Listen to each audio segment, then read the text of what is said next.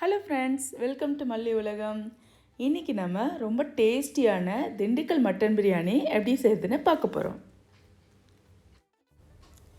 Mutton biryani எப்பயுமே சீரக சம்பாவில் செஞ்சால் தான் ரொம்ப டேஸ்டியாக இருக்கும். அதனால் இன்றைக்கி நான் சீரக சம்பா அரிசி எடுத்திருக்கேன். 1 கப்பு சீரக சம்பா அரிசி எடுத்திருக்கேன். தண்ணியில் ஊற வச்சுருங்க. உங்களுக்கு எவ்வளோ அரிசி தேவையோ அவ்வளோ எடுத்துக்கோங்க. இப்போ நான் வெள்ளாடு, அதாவது கோட்டு ஒரு 1/2 kg வாங்கிட்டு வந்திருக்கேன். இப்போது குக்கரில் நான் மட்டன் கறியை போட்டுட்டேன். அது மூழ்கிற அளவுக்கு தண்ணியை ஊற்றிக்கணும். தேவையான அளவு தண்ணி ஊற்றியாச்சு. இப்போ நான் குக்கர் மூடி போட்டு 6 to 7 விசில் விடணும்.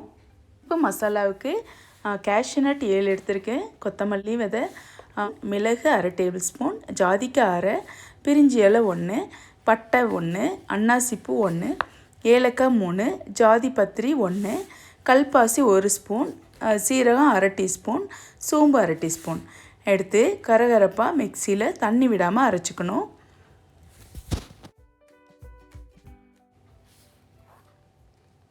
இப்போது இஞ்சி பூண்டு பேஸ்ட்டுக்கு பூண்டு 5, பச்சை மிளகாய் 4, சின்ன வெங்காயம் ஒரு 10, இஞ்சி ஒரு துண்டு எடுத்திருக்கேன்.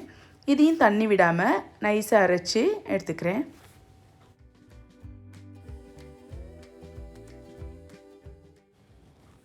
இப்போ நான் பிரியாணி செய்கிற ஒரு பாத்திரத்தில் 2 டேபிள் ஸ்பூன் எண்ணெய் ஊற்றியிருக்கேன். அது சூடானதும் இஞ்சி பூண்டு பேஸ்ட்டு போட்டு வதக்கி நல்லா ப்ரௌன் கலர் வர வரைக்கும் வதக்கணும். இப்போது அரைச்ச மசாலா 2 டேபிள் ஸ்பூன் சேர்க்குறேன். இப்போது மஞ்சள்தூள் 1/2 ஸ்பூனு, மிளகாத்தூள் 1 ஸ்பூன், உப்பு தேவையான அளவு போட்டு வதக்கணும். இப்போது வேக வச்ச மட்டன் பீஸை சேர்க்குறேன். சேர்த்து நல்லா வதக்கிட்டு எலுமிச்சை ஜூஸு 1 ஸ்பூன் சேர்க்குறேன். தயிர் 50 கிராம் சேர்க்குறேன்.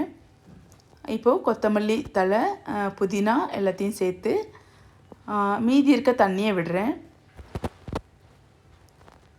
தண்ணி நல்லா கொதித்ததும் அரிசி சேர்க்கணும். அரிசி சேர்த்துட்டு மூடி வச்சிடுறேன்.